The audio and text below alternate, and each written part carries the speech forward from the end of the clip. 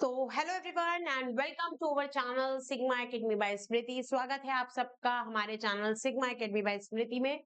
तो यहाँ पर आज हम लोग सॉल्व करने जा रहे हैं मैथ्स के सीटेट का दिसंबर 2024 का मैथ्स पेपर 1 का क्वेश्चन। तो यहाँ पर हम लोग ये सॉल्यूशन इसलिए देखने जा रहे हैं क्योंकि ये कोई नया सॉल्यूशन नहीं है, हमारा एग्जामिनेशन पहले हो चुका है, बहुत बार डिस्कशन हो चुका होगा और भी टीचर डिस्कशन कर चुके होंगे इनके सॉल्यूशंस का। बट हमें पता है कि हमारा एग्जामिनेशन आने वाला है, चाहे वो सीटेट का हो चाहे वो यूपीटेट का हो। तो हम लोग उसको करना चाहते हैं एक बार रिवीजन, एक बार देखना चाहते हैं कि क्या पैटर्न रहता है क्वेश्चंस पूछने का एग्जामिनर्स का, क्योंकि आपका एग्जामिनेशन में अब कितना ही टाइम बचा है, मई आपका एंड पे है, यूपी टेट का आपका जुलाई में एग्जामिनेशन है, फिर अगस्त में नहीं है, फिर सितंबर में आपका क्या है, सी टेट का एग्जामिनेशन है। तो हमारा ये जो अटेम्प्ट है वो लास्ट अटेम्प्ट होना चाहिए इन एग्जामिनेशंस को सॉल्व करने का, क्योंकि ये आपका क्या है, सिर्फ आपका क्वालिफाइंग एग्जामिनेशन है। असली आपकी जो लड़ाई है वो वहां होती है जब आपकी वैकेंसी आती है, चाहे वो सेंट्रल लेवल की आए। तो सीटेट के एग्जामिनेशन की आप ऐसी तैयारी करिए कि कभी भी जब आपका एग्जामिनेशन इस बार क्लियर हो जाए और सीटेट के आपके सेंट्रल लेवल के स्कूल की वैकेंसी आए तो वो आपके हाथ से बिल्कुल जानी नहीं चाहिए। ठीक है, तो स्टार्ट करते हैं आज का हम लोग सेशन, जो कि है सीटेट दिसंबर 2024 में आया हुए क्वेश्चंस मैथ्स पेपर 1 के। अभी तक जिसने चैनल को सब्सक्राइब नहीं करा है वो चैनल को सब्सक्राइब कर ले, साथ ही साथ हमारे इस व्हाट्सएप ग्रुप को ज्वाइन कर सकता है जहां पर हम लोग अलग अलग चीजों पर डिस्कशन करते हैं। नंबर फर्स्ट क्वेश्चन है यहाँ पर मैथ्स का। देखिए यहाँ पर क्या बोला गया है, व्हाट रिजल्ट, 31 नंबर का क्वेश्चन था ये आपका। क्या बोला गया है, what result is obtained when 7 kilogram 7 gram is subtracted from 9 kilogram. ठीक है, यहाँ पर क्या बोला गया है, जब 9 किलोग्राम में से 7 किलोग्राम 7 ग्राम को हम लोग घटाते हैं तो क्या परिणाम प्राप्त होता है। तो आपको ये पता होना चाहिए कि जब भी हम लोग दो ऐसी क्वांटिटीज को, चाहे हम लोग कुछ भी उसमें करें, चाहे ऐड करें चाहे सब्सट्रैक्ट करें, हमें हमेशा क्या होना चाहिए, हमारी उसकी यूनिट सेम होनी चाहिए। यहाँ पे हमने यूनिट देखा, एक जगह आपकी किलोग्राम और ग्राम है और एक जगह आपकी किलोग्राम है। तो सबसे पहले हम लोग क्या करेंगे, हम लोग पहले क्या करेंगे, ग्राम वाले को भी हम क्या करेंगे, किलोग्राम में चेंज कर लेंगे। ठीक है, तो यहाँ पर क्या दिया हुआ है, ग्राम में आपको 7 ग्राम दिया हुआ है। 7 ग्राम को हम क्या करेंगे, किलोग्राम में चेंज करके इसी में ऐड कर लेंगे। तो यहाँ पर 7 किलोग्राम और 7 ग्राम है। यहाँ पर हमने क्या किया, हमें पता है 1 किलोग्राम में क्या होते हैं, 1000 ग्राम होते हैं। 1000 ग्राम होते हैं, हमें आंसर देना है किलोग्राम में, तो हम चेंज किसे करेंगे, ग्राम को किलोग्राम में चेंज करेंगे। यानी कि 1 ग्राम में अगर हम लोग बात करें तो 1/1000, या फिर हम लोग क्या कह सकते हैं, 0.001 ग्राम होते हैं। तो यहाँ पर 7 ग्राम में कितने होंगे, 7 ग्राम में कितने होंगे, 0.007 ग्राम होंगे। यहां से ये चीज हमको पता चल गई। नेक्स्ट हमारा क्या होगा, 7 किलोग्राम में इसको ऐड करना।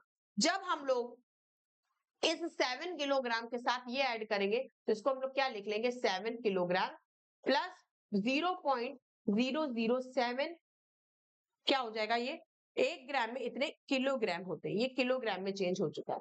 ठीक है, तो यहाँ पे ये ऐड होके क्या आ जाएगा, 7.007 किलोग्राम।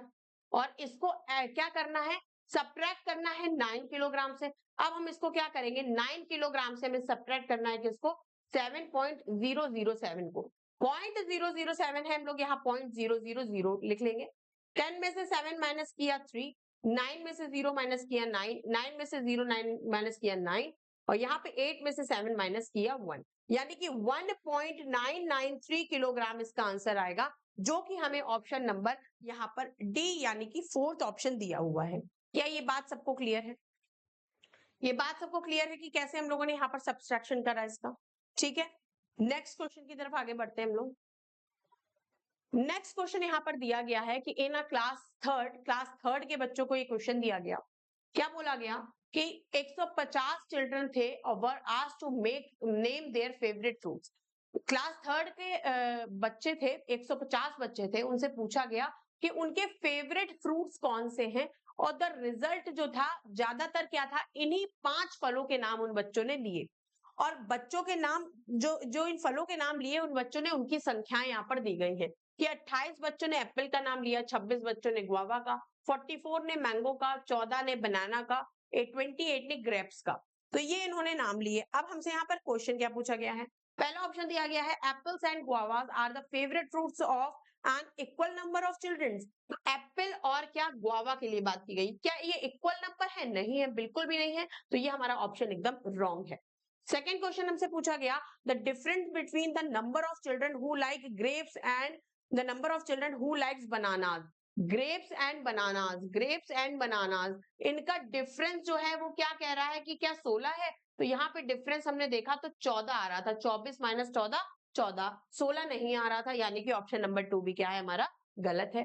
थर्ड हमसे क्वेश्चन बोला इसने कि the number of childrens who like mangoes and bananas. Mangoes and bananas, mangoes and bananas कितना आया? 8 और 5, 58 आया। The number of children who likes mangoes and bananas is double the number of children who like guavas. तो क्या guava का double है? 26 को 2 times करेंगे तो क्या आ जाएगा आपका 6 2 12, 2 2 4 5। तो ये कहाँ है बराबर? बिल्कुल भी बराबर नहीं है। ये भी हमारा ऑप्शन क्या है? गलत है।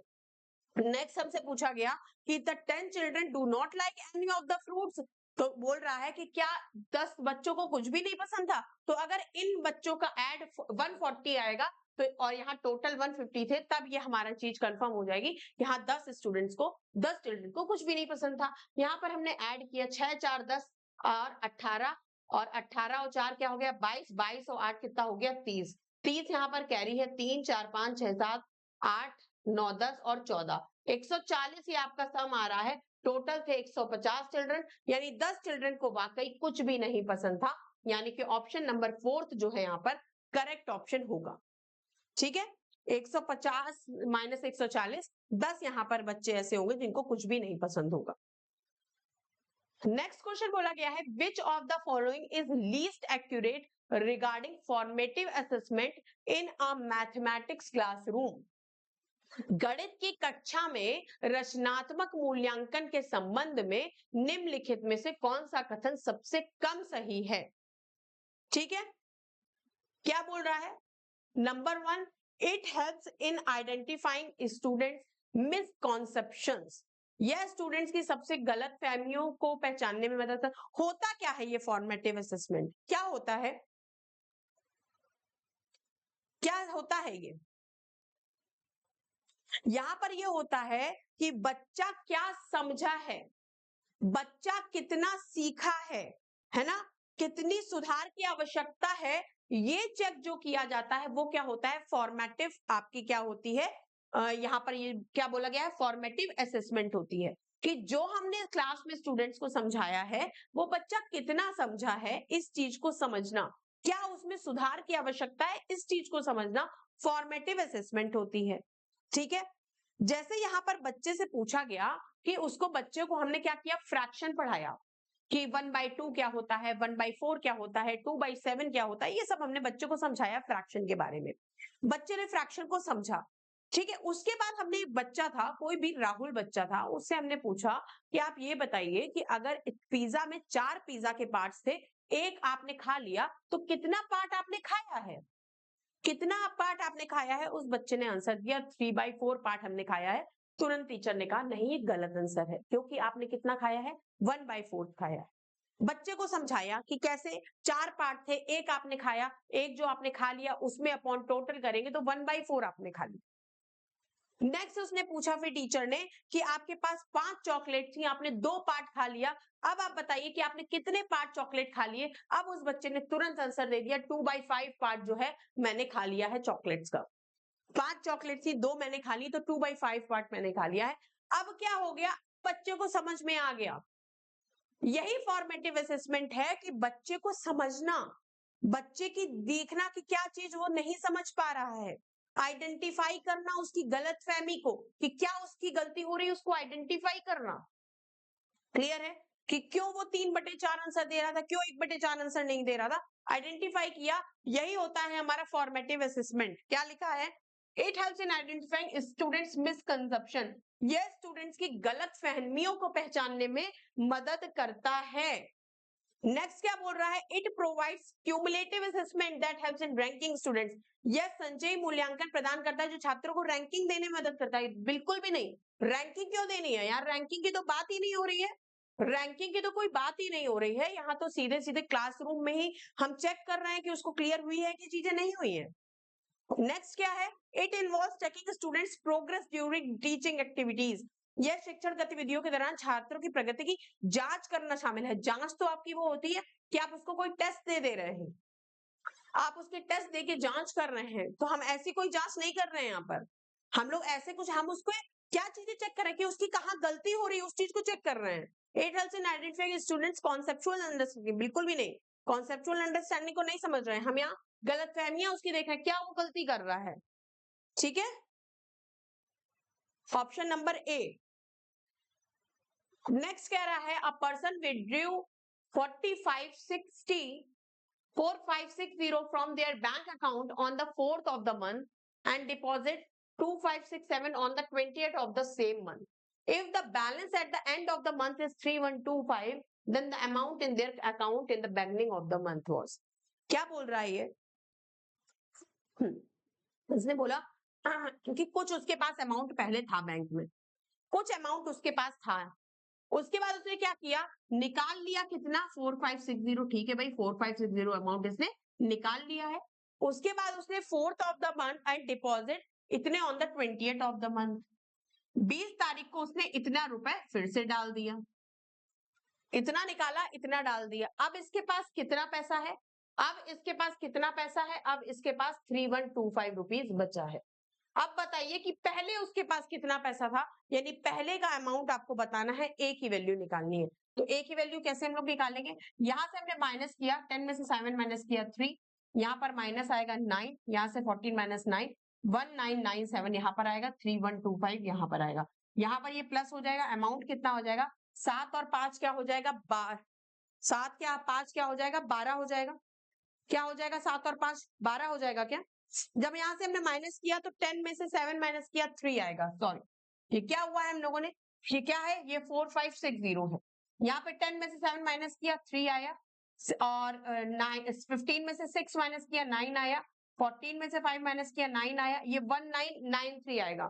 क्या आएगा, 1993 आएगा। और उधर क्या है आपका 3125 है, यानी कि जहां पर 8 आपका आएगा, तो 8 आपका देखो 3 में आंसर दे रहा है यूनिट डिजिट, 5 3 8 9 10 11, 9 10 11 और 3 4 5, 5118 ऑप्शन नंबर बी जो है इसका करेक्ट ऑप्शन आएगा। 5118 इसका ऑप्शन नंबर सी जो है वो करेक्ट ऑप्शन आएगा।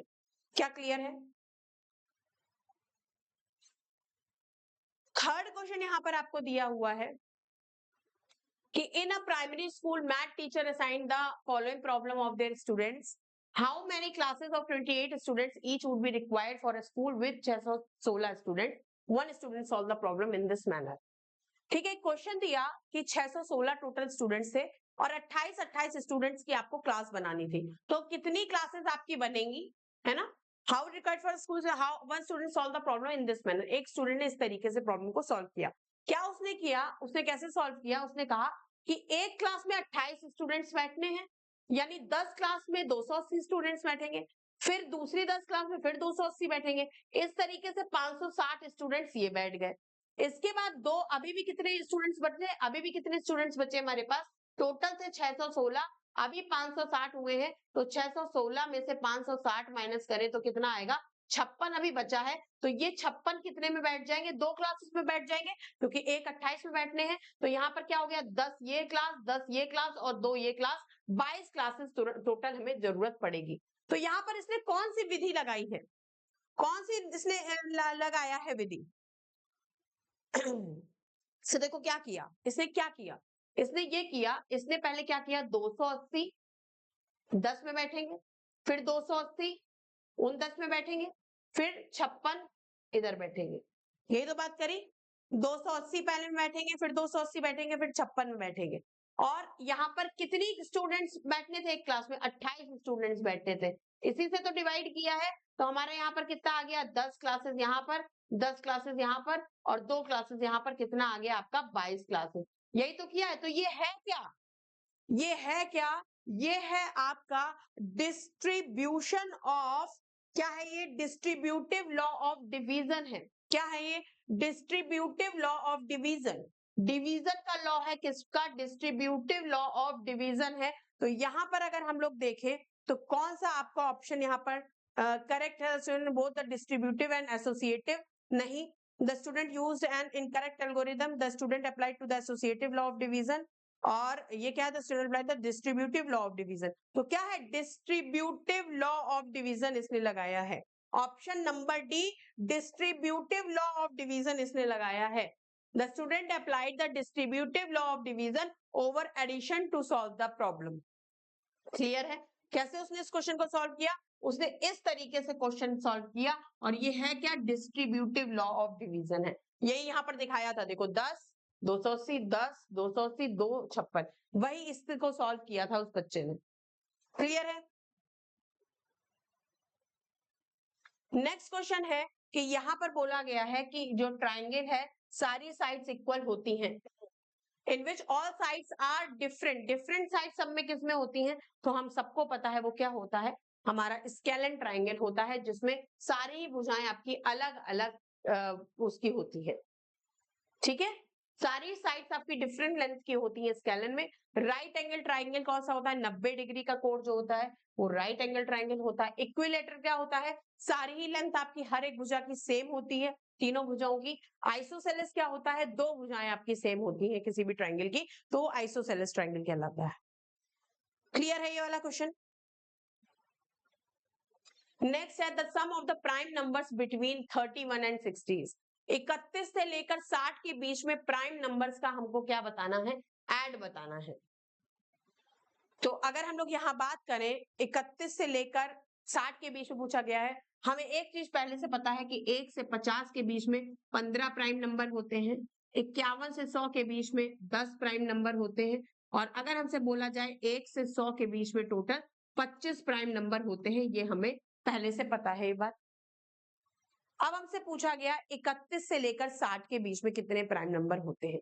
तो अगर हम लोग 31 से 60 के बीच में प्राइम नंबर की बात करें, तो हमें यानी कि मतलब हमें 31 वाला नंबर नहीं लेना है, 31 और 60 के बीच के नंबर लेने हैं, 31 नहीं लेना है। क्लियर है? तो 31 के बाद पहला प्राइम नंबर अगर मैं बात करूं, तो पहला प्राइम नंबर होता है कौन सा, 37। कौन सा प्राइम नंबर होता है वो, 37। इसके बाद कौन सा प्राइम नंबर होता है, 41। ठीक है, फिर 42 नहीं, 43 होता है, फिर कौन सा होता है, 43 होता है। उसके बाद कौन सा होता है, 47 होता है। ठीक है, फिर 49 नहीं होता, 51 नहीं होता, फिर आपका 53 होता है। कौन सा होता है, 53 होता है।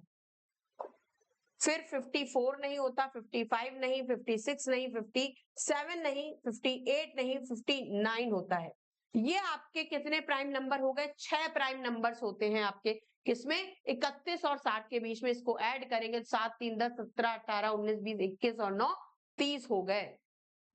30, 3 3 6 और 4 10 14 18, 18 और 10 28, यानी कि 280 जो है आपके प्राइम नंबर्स होते हैं 31 से लेकर 60 के बीच में। क्या ये बात क्लियर हो गई? अगर आप लोग 31 को ले लोगे, कुछ बच्चे ने क्या किया था इस एग्जाम में, 31 को ले लिया था और उनका क्या आंसर आ गया था, 280 प्लस 31 यानी 311, और 311 भी ऑप्शन में दिया हुआ था जो कि रॉन्ग था। ऑप्शन अगर सेकंड में दे दिया था 311 ऑप्शन। क्लियर है?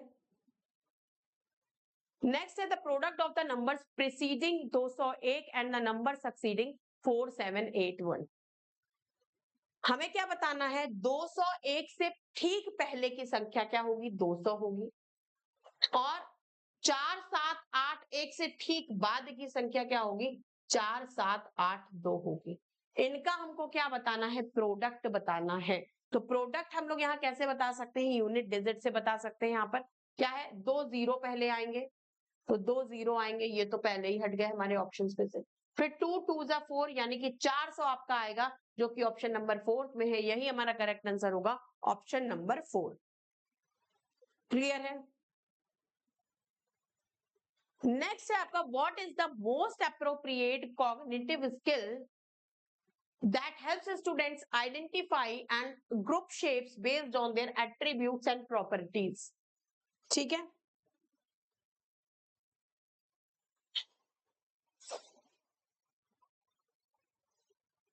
अब देखिए यहां पर क्या है, क्या कह रहा है, वह सबसे उपयुक्त संज्ञानात्मक कौशल कौन सा है जो छात्रों के आकृतियों को उनके गुणों और विशेषताओं के आधार पर पहचानने और समूहीकृत करने में मदद करता है। इसका एक एग्जाम्पल देके बताते हैं। एक टीचर ने क्या कहा, एक सर्किल बोला, टीचर ने 4 उसको दिए शेप्स, स्टूडेंट्स को क्या कहा, एक सर्किल दे दिया, एक क्या दे दिया, ट्राइंगल दे दिया, ठीक है, और क्या दे दिया, एक स्क्वायर दे दिया, और एक आपको क्या दे दिया, रेक्टेंगल दे दिया। अब टीचर ने ये कह दिया कि जिनकी भी साइड सेम हो, यानी 4 साइड वाले जो आपके फिगर्स हो, आकृतियां हो, उनको एक ग्रुप बनाना है, उनको एक ग्रुप बनाना है। तो स्टूडेंट्स ने क्या किया, स्क्वायर और रेक्टेंगल का एक ग्रुप बना दिया, एक ट्राइंगल का ग्रुप बना दिया, और एक क्या किया, सर्किल का ग्रुप बना दिया। तो यहां से इन्होंने क्या समझा कि आकृतियों की प्रॉपर्टीज को समझा, उनके एट्रीब्यूट्स को समझा। क्या समझा कि कौन सी आपकी साइड्स 4 भुजाओं की हैं, कौन सी 3 साइड्स की हैं, कौन सर्किल है उसमें कोई भी भुजा नहीं है, ये सारी स्टूडेंट्स ने समझी। तो ये है क्या, क्लासिफिकेशन है। बच्चों ने वर्गीकरण किया है, किसमें, शेप और प्रॉपर्टीज के आधार पर। क्या किया है, क्लासिफिकेशन या वर्गीकरण किया है, किसके आधार पर, शेप्स और प्रॉपर्टीज के आधार पर। समझ में आया? तो ये इसका आंसर क्या हो जाएगा आपका, क्लासिफिकेशन यानी कि वर्गीकरण, ऑप्शन नंबर 3। कंजर्वेशन क्या होता है, कंजर्वेशन संरक्षण की अगर बात करें तो क्या होता है, मान लीजिए किसी टीचर ने 2 ग्लासेस सेम लिए और दिखाया कि देखिए दोनों में बराबर बराबर इक्वल इक्वल जूस है, ठीक है, इक्वल जूस दिखाया स्टूडेंट्स को। उसके बाद उन्होंने एक ग्लास के जूस को क्या किया, एक पतले और लंबे ग्लास में फिल कर दिया। जैसे ही पतले और लंबे ग्लास में फिल किया तो क्या हुआ, वो जूस ऊपर आ गया, क्योंकि वो चौड़ा ग्लास था पहले जो 2 सेम थे। फिर वही एक ग्लास का जूस उन्होंने लंबे ग्लास में फिल कर दिया, जूस उतना ही रहा, बट वो क्योंकि स्टूडेंट्स को ऊपर दिख रहा था, तो जब बच्चों से पूछा गया तो उन्होंने क्या जवाब दे दिया कि हाँ, इस वाले ग्लास में जूस ज्यादा है जो कि लंबा और पतला है। क्यों, क्योंकि उनको दिख रहा था कि उस वाले में ग्लास में ऊपर जूस है, बस बाकी मात्रा सेम थी, आपकी क्वांटिटी सेम थी। ठीक है, अब हम लोग बात करते हैं डीकम्पोजिशन की, विघटन की। ये क्या होता है, लीगो आप लोगों ने देखा होगा, बच्चे जो लीगो का यूज करते हैं, छोटे छोटे ब्लॉक्स टाइप के होते हैं और उससे एक प्रोडक्ट बना लेते हैं, कभी कार बना लेते हैं, कभी हाउस बना लेते हैं। तो क्या हुआ कि बच्चों ने, एक टीचर ने एक लीगो से बना हुआ घर दिखाया और बच्चों से पूछा कि बताइए ये जो घर है वो किस चीज से बना है। तो बच्चों ने आंसर दिया कि मैम ये लीगो से बना हुआ है। किससे बना हुआ है, लीगो से बना हुआ है। अब उस टीचर ने क्या किया, विंडो को अलग कर दिया, टेरेस को अलग कर दिया, गेट को अलग कर दिया, वॉल्स को अलग कर दिया, क्योंकि लीगो में तो आराम से अलग अलग हो जाते हैं, असेंबल आराम से होते हैं, तो डिसमेंटल भी आराम से हो जाते हैं। उन्होंने सबको डिसमेंटल करा, सबको अलग अलग करा। टीचर ने अब पूछा, अब बताइए कि ये घर किस चीज से बना था। अब बच्चों को समझ में आया कि ये क्या है, ये विघटन है, ये डीकम्पोजिशन है, यानी इन्हीं चीजों से घर मिलकर बना था। किससे, दीवारों से, छत से, गेट से। ठीक है, कई बात क्लियर हुई। इसे कहते हैं हम लोग डीकम्पोजिशन। इसके बाद अगर हम लोग बात करें सीरिएशन या क्रमबद्धता की, क्रमबद्धता की बात करें तो कुछ एक टीचर ने क्या किया, 4-5 पेंसिल्स दी और सबकी लेंथ क्या थी, अलग अलग थी, और टीचर ने बच्चों से कहा कि छोटी से बड़ी लेंथ में क्या करो, इन पेंसिल्स को लगा दो। तो बच्चों ने वहां से क्या सीखा, क्रमबद्धता को सीखा। क्या सीखा, सीरिएशन को सीखा। किसको सीखा, सेरिएशन को सीखा, क्रमबद्धता को सीखा। क्या ये बात क्लियर हुई? चारों चीजें क्लियर हुई कि क्या कंजर्वेशन होता है, क्या डिकम्पोजिशन होता है, क्या क्लासिफिकेशन होता है और क्या क्रमबद्धता होती है। अगर आपको ये सारी चीजें क्लियर हो रही हैं और आप लोग मैथ्स का पेडागोजी अगर आप मुझसे पढ़ना चाहते हैं तो कमेंट बॉक्स में फटाफट से कमेंट करिए, ताकि मैं एक एक वीडियो आपको इस पे बना के प्रोवाइड कराती रहूं। इसका एक एग्जाम्पल्स के थ्रू ही मैं पढ़ाऊंगी, पूरी आपको मैथ्स पेडागोजी सिर्फ एग्जाम्पल्स के थ्रू पढ़ाऊंगी, ताकि आपके दिमाग में वो छप जाए। क्योंकि आपको कोई रिटन एग्जामिनेशन नहीं देना है, आपको एग्जामिनेशन कैसा देना है, एमसीक्यूज में। क्लियर है? नेक्स्ट क्वेश्चन है, students face difficulty in solving division problem because.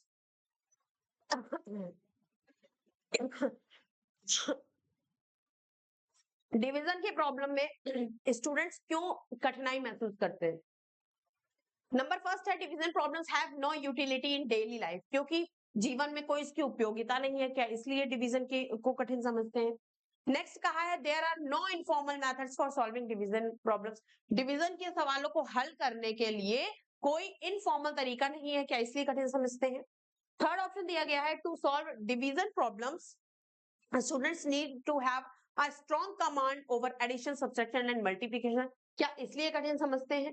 या फिर चौथा आपका ऑप्शन है students do not like the division symbol, इसलिए गलत समझते हैं। देखो ये तो एकदम बेवकूफी भरी बात है कि सिंबल नहीं पसंद है, ठीक है।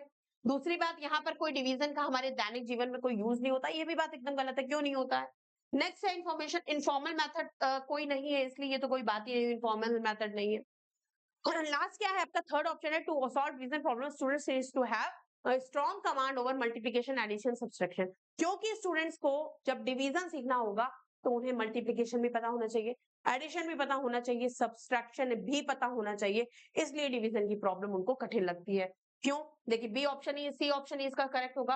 क्यों? मान लीजिए हमने कहा कि 24 को आपको 6 से डिवाइड करना है, 24 को आपको 6 से डिवाइड करना है तो आपको 6 की टेबल भी पता होनी चाहिए। 6 4 24 होता है। अगर आपको मल्टीप्लाई नहीं आता है तो आप इस डिवीजन की प्रॉब्लम को नहीं कर पाएंगे। 6 4 24 किया, अब यहां से 24 में 24 माइनस में किया है, यानी माइनस की भी आपको चीजें पता होनी चाहिए। क्लियर है? तो इसलिए यहां पर कहा गया है कि डिवीजन की प्रॉब्लम इसीलिए बच्चों को कठिन लगती है क्योंकि उसमें इनकी सारे ही कॉन्सेप्ट पहले वाले क्लियर होने चाहिए। क्लियर है?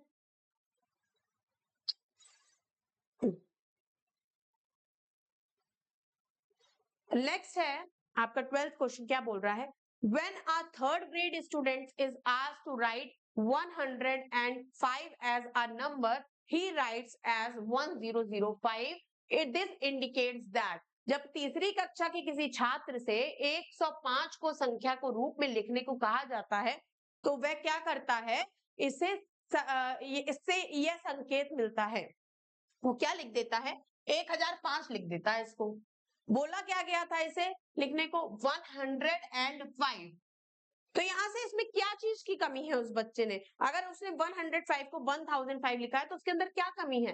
He needs more help understanding the concept of place value, उसको प्लेस वैल्यू का कॉन्सेप्ट जो है वो क्लियर नहीं है, उसको और अंडरस्टैंड इसको करना चाहिए। वो शरारती है इसलिए उसको नहीं आता।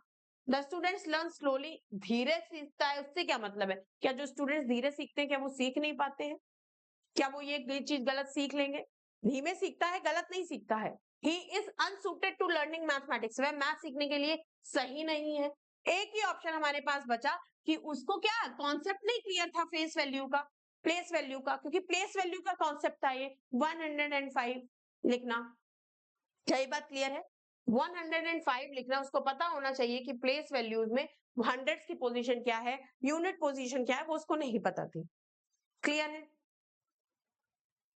नेक्स्ट है Radha walks 3 kilometre 725 metre daily on Monday, Wednesday and Friday, while she walks 2 kilometer 9 meter daily on Tuesday and Thursday. Total distance covered by her from Monday to Thursday. कैसे सॉल्व करेंगे इसमें?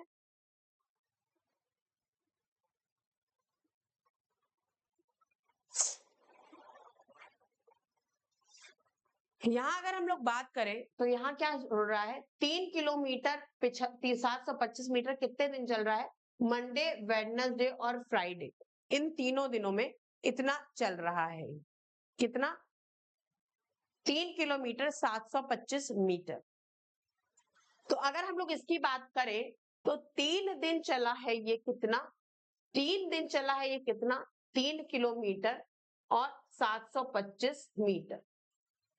ठीक है, तो हम यहाँ 3 3 9 किलोमीटर और 3 5 15, 3 2 6 7 और 7 3 21, क्या हम लोग ये लिख सकते हैं? 9 किलोमीटर 2175 सेंटीमीटर। अब हमने यहाँ बात करी 1 किलोमीटर में 1000 मीटर होते हैं, यानी कि यहाँ से हम लोग 2000 मीटर को 2000 किलोमीटर में कन्वर्ट कर सकते हैं। तो यहाँ क्या हो जाएगा? 2000 माइनस हो जाएगा, तो यहाँ पर क्या हो जाएगा? 175 मीटर, और ये दो यहाँ पर प्लस हो जाएगा, तो यहाँ क्या हो जाएगा? 11 किलोमीटर।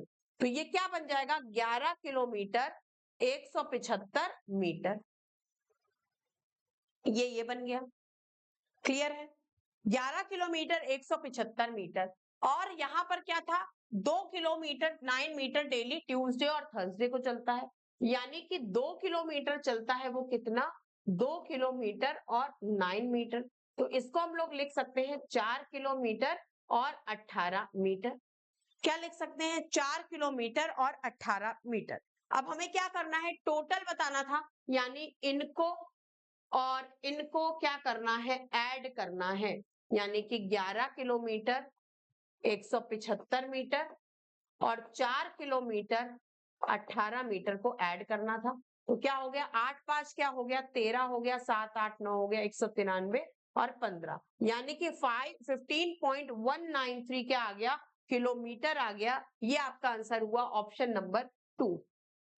ऑप्शन नंबर 2 जो है इसका करेक्ट ऑप्शन हो गया। क्या ये बात क्लियर है?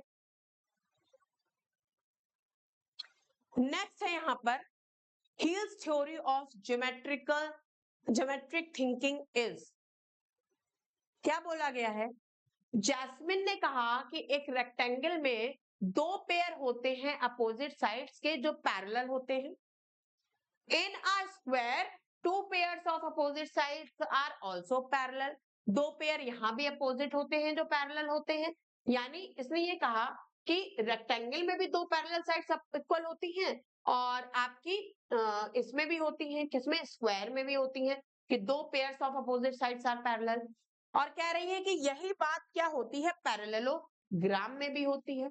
Therefore both rectangles and squares are parallelograms, इसका मतलब दोनों रेक्टेंगल और स्क्वायर क्या होंगे, आपके पैरेललोग्राम ही होंगे। तो यहां से उसने क्या सीखा है, उसने क्या सीखा है, उसने रिलेशंस को समझा है, उसने संबंधों को समझा है। क्या समझा है कि जो स्क्वायर में आपका संबंध है वही स्क्वायर का संबंध रेक्टेंगल से है, और इन दोनों का जो संबंध है वो मिलके क्या बना रहे हैं, पैरेललोग्राम से संबंध बना रहे हैं। इसीलिए उसने इस बात का जवाब दे पाई है। तो ये क्या चीज बता रही है, इसको किस चीज का ज्ञान हो गया है, रिलेशनशिप्स का, क्या हो गया है, संबंधों का ज्ञान हो गया है। उसने यहां पर रिलेशन बता पाई है 2 आकृतियों के बीच में। ठीक है, नेक्स्ट यहां पर इसने बोला है क्वेश्चन में कि the sum of the largest and the smallest 6 digit numbers form using the digit 5 9 0 2 8 and 6 without repetition. तो लार्जेस्ट और स्मॉलेस्ट डिजिट का हमें क्या बताना है, सम बताना है। तो लार्जेस्ट की बात हम लोग करें और कितने डिजिट है, the sum of the largest is 6 digit, यानी कि 6 नंबर हमें चाहिए। हमें पता है 6 डिजिट हमें नंबर बनाना है और 6 ही नंबर है, तो हम यहाँ कभी भी जीरो हम कभी भी पहले नहीं लेंगे, चाहे लार्जेस्ट हो या स्मॉलेस्ट हो। स्मॉलेस्ट में ही ले सकते थे बल्कि यहाँ नहीं लेंगे। लार्जेस्ट में सबसे बड़ा नंबर है 9, फिर क्या है 8 है, फिर आपका 6 है, फिर आपका 5 है, फिर आपका 2 है, फिर आपका 0। स्मॉलेस्ट की बात करें तो 0 पहले नहीं लेंगे, पहले 2 लेंगे, उसके बाद हम लोग क्या लेंगे, 0 लेंगे, फिर 5 लेंगे, फिर 6 लेंगे, फिर 8 लेंगे, फिर 9 लेंगे। इनको हमें क्या करना है, ऐड करना है। ऐड हमने किया तो 9 8 2 10 6 12 12 9 और 11, यानी आंसर आया 11 922 09, 11 922 09, ऑप्शन नंबर 2। क्लियर है? नेक्स्ट क्वेश्चन है, मिसिंग नंबर हमको बताना है। यहाँ पे इस मिसिंग नंबर की बात करें तो यहाँ पर दिया है क्या, 12, फिर 14, फिर 17, है ना, 12 14 17 13 8 14 और 21। यहाँ पे अगर हम लोगों ने बात करी तो 12 से 14 हमने देखा क्या हो रहा है, 2 ऐड हो रहा है। 14 से 17 3 ऐड हो रहा है। 17 से 13 4 माइनस हुआ रहा है। 13 से 8 5 माइनस हो रहा है। 8 से 14 क्या हो रहा है, 6 ऐड हो रहा है। 14 से 21 7 ऐड हो रहा है। यानी क्या हो रहा है, आपका सीरियल वाइज चल रहा है, 2 ऐड 2 सब्ट्रैक्ट 2 ऐड 2 सब्ट्रैक्ट। यहां पर भी हम क्या करेंगे, 2 ऐड 2 सब्ट्रैक्ट 2 ऐड। अब यहाँ क्या होगा, -8 होगा और फिर -9 होगा। 21 में से 8 माइनस करेंगे तो क्या आ जाएगा, 13 आ जाएगा। 13 आपका एक ही ऑप्शन में है, ये यही आंसर होगा। 13 में 9 प्लस माइनस करेंगे तो 4 आ जाएगा, यानी कि ऑप्शन नंबर 2 जो है वो आपका करेक्ट ऑप्शन है। क्लियर है? ऑप्शन नंबर 2 जो है वो आपका करेक्ट ऑप्शन है। Smallest 4 digit number that is multiple of 6, 7 और 4 क्या होगा? तो यहां पर हम लोग देखें स्मॉलेस्ट नंबर बोला है तो सबसे पहले हमने इसको चेक किया, तो क्या ये 6 से कट हो रहा है? 6 1 जा 6, 6 6 जा 36, 6 6 जा 36, ये आपका कट नहीं हो रहा है 6 से ही। इसके बाद 1002 को देखा तो 6 से कट हो रहा है, 6 1 जा 6, 6 6 जा 36, 6 7 जा 42, 6 से कट हो रहा है। 7 से देखा 7 1 जा 7, 7 4 जा 28, 7 से कट नहीं हो रहा है, यानी कि ये भी आंसर नहीं है। नेक्स्ट हमने देखा 1006 को 6 से कट हो रहा है, 6 1 जा 6, 6 6 जा 36 और 6 से फिर ये नहीं कट हो रहा है, यानी कि एक ही ऑप्शन बचा 1008, यही आंसर होगा। 6 से देखा 6 1 जा 6, 6 6 जा 36 और 6 8 जा 48, 6 से कट रहा है। 7 से देखा 7 1 जा 7, 7 4 जा 28, 7 4 जा 28, 7 से भी कट रहा है। 4 से देखा 4 2 जा 8, 4 5 जा 20, 4 2 जा 8, 4 से भी कट रहा है। तो 1008 ही ऐसा नंबर है जो आपका तीनों से क्या हो रहा है? कट हो रहा है। सबसे छोटी से छोटी संख्या 1008 है वो नंबर। नेक्स्ट नंबर बोल रहा है कि which has these a fixed length, इनमें से किसकी फिक्स्ड लेंथ होती है हमें ये बताना है। इनमें से किसकी फिक्स्ड लेंथ होती है हमें ये बताना है। अगर हम लोग रे की बात करें, अगर हम लोग रे की बात करें तो इस तरीके से चलती चली जाती है, इसकी कोई फिक्स्ड लेंथ नहीं होती है। प्लेन की बात करें तो प्लेन की भी कोई फिक्स्ड लेंथ नहीं होती है। लाइन की बात करें तो लाइन की भी कोई फिक्स्ड लेंथ नहीं होती है। लाइन सेगमेंट की बात करें तो लाइन सेगमेंट एक फिक्स्ड लेंथ होती है। कोई भी लाइन का एक पार्ट क्या होता है? लाइन सेगमेंट, हाँ इसकी लेंथ क्या होती है? फिक्स्ड होती है। नेक्स्ट कहा गया है which of the following is the most appropriate reason for including open ended question in the mathematics class. Open ended question का मैथमेटिक्स क्लास में, मैथ क्लास में ओपन एंडेड सवाल शामिल करने का सबसे सही कारण इनमें से कौन सा है? ओपन एंडेड क्वेश्चन पूछने का सही वो क्या है कारण? बताइए।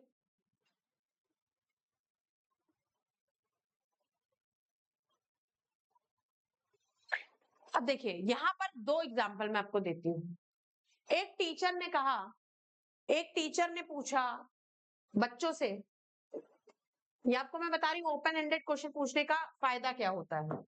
एक टीचर ने बच्चे से पूछा कि 12 प्लस 8 क्या होता है? 12 प्लस 8 क्या होता है? बच्चे सारे सेम आंसर देंगे कि ये आंसर क्या होता है? 20 होता है। ये आंसर क्या होता है? 20 होता है। हर एक स्टूडेंट यही जवाब देगा। But this is not a open ended question, ये ओपन एंडेड क्वेश्चन नहीं है। ओपन एंडेड क्वेश्चन क्या होता है? ओपन एंडेड क्वेश्चन होता है कि आप ऐसे कोई भी दो नंबर्स बताइए जिनमें कोई भी मैथमेटिकल ऑपरेशन होके 20 आ रहा हो। समझे? कोई भी ऐसे अलग अलग तरीके बताइए जिससे नंबर्स को सॉल्व करके 20 आ रहा हो। बच्चे अलग अलग आंसर देंगे। कुछ बच्चे आंसर देंगे कि मैम 10 इंटू 2 से 20 आएगा। कुछ कहेंगे 25 माइनस 5 से 20 आएगा। कोई कहेंगे 40 डिवाइडेड बाई 2 से 20 आएगा, है ना? कुछ कहेंगे 14 प्लस 6 से 20 आएगा। कुछ कहेंगे 10 प्लस 10 से 20 आएगा। कुछ कहेंगे 4 इंटू 5 से 20 आएगा। तो यहाँ पर क्या हुआ? सारे बच्चे अपने अलग अलग अलग अलग आंसर दे देंगे। ये क्या हुआ? ये आपका ओपन एंडेड क्वेश्चन हुआ कि किन दो आपको नंबर्स को ऐसे लें जिनका कुछ भी अर्थमेटिक आपका मैथमेटिकल ऑपरेशन करके 20 आएगा। ये ओपन एंडेड क्वेश्चन हुआ। इससे हुआ क्या? इससे बच्चे ने क्या सीखा? इससे बच्चे ने क्या सीखा? These questions develop critical thinking skills in students। ये सवाल स्टूडेंट्स में क्रिटिकल थिंकिंग स्किल्स को डेवलप करते हैं। इन सवालों के जवाब टेक्स्ट बुक में नहीं दिए जाते। ये तो कोई बात ही नहीं, टेक्स्ट बुक में नहीं दिए जाते का क्या मतलब है? इन सवालों को सॉल्व करने में ज्यादा समय लगता है? बिल्कुल भी नहीं। इन सवालों के जवाब एक दूसरे से कॉपी करना आसान नहीं है? बिल्कुल बेकार की बात है। ये सवाल स्टूडेंट्स में क्या करते हैं? क्रिटिकल थिंकिंग डेवलप कर रहे हैं, क्योंकि सारे बच्चे अलग अलग आंसर दे रहे हैं। मतलब क्रिटिकल थिंकिंग इससे क्या हो रही है? बच्चों की डेवलप हो रही है। क्लियर है? इसलिए ओपन एंडेड क्वेश्चन पूछे जाते हैं। क्लियर हुई? तो इसी तरीके से अगर आप लोग मैथ्स आप लोग पढ़ना चाहते हैं पेडागोजी को, तो भी आप मुझे कमेंट कर सकते हैं, और जिसने अभी तक चैनल को सब्सक्राइब नहीं करा है वो चैनल को सब्सक्राइब कर सकते हैं। हाउ मेनी प्लैंक्स मेजरिंग 2 मीटर, 35 centimeter, 8 centimeter can be made from a block of 8 meter long, 75 centimeter wide and 40 centimeter thick? तो यहाँ पर तो इस क्वेश्चन में कुछ है ही नहीं, इस क्वेश्चन को हम लोग बहुत सॉल्व कर सकते हैं। इतने से हमको बनाना है, इतने इतने के कितने प्लैंक्स बनेंगे, तो मीटर को सेंटीमीटर में चेंज कर लेते हैं। 1 मीटर में 100 सेंटीमीटर होते हैं, 8 मीटर में 800 सेंटीमीटर, 70 सेंटीमीटर, 40 सेंटीमीटर। कितने प्लैंक्स बनेंगे इसके लिए हम लोग डिवाइड कर देंगे। मीटर को सेंटीमीटर में 200 सेंटीमीटर, 35 सेंटीमीटर और 8 सेंटीमीटर। यहाँ से क्या किया, कैंसिल किया, ये 4 आ गया। 44 2 टाइम्स 8 और 2 2 जा 4, ये हो गया 35, 2 टाइम्स 70 हो गया, 2 2 जा 4, 40 आंसर आ गया। Option number B. 40 प्लैंक्स बन सकते हैं इससे। कितने प्लैंक्स बन सकते हैं? 40 प्लैंक्स बन सकते हैं इससे। क्लियर है?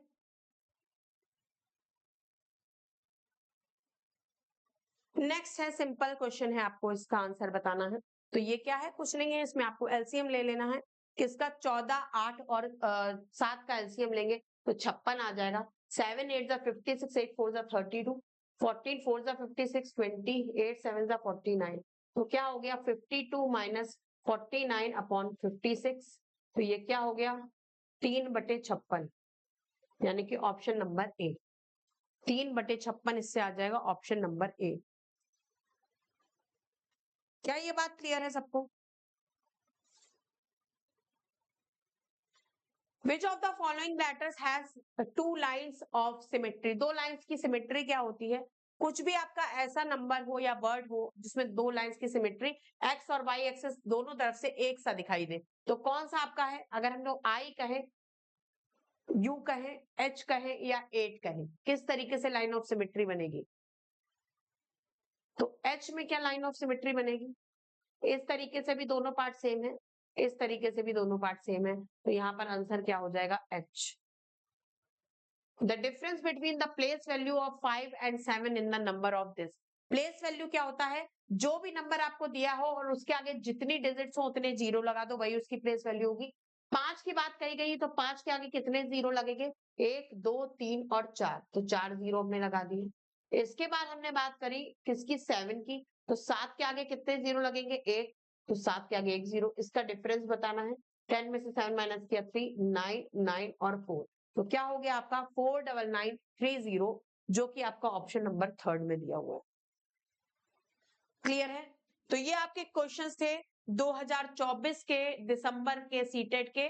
तो जो आप लोगों की मैथ्स पेडागोजी को भी सॉल्व कराया गया है और आपके मैथ्स के क्वेश्चंस को भी, कंटेंट के क्वेश्चंस को भी सॉल्व कराया गया है। तो इसी तरीके के क्लासेस को देखने के लिए, मैथ्स पेडागोजी को पढ़ने के लिए कमेंट बॉक्स पर कमेंट करें और चैनल को सब्सक्राइब करें और शेयर करें अपने फ्रेंड्स के साथ ग्रुप्स में। मिलते हैं हम लोग कल 11 बजे, तब तक के लिए bye bye, thank you and take care, good night.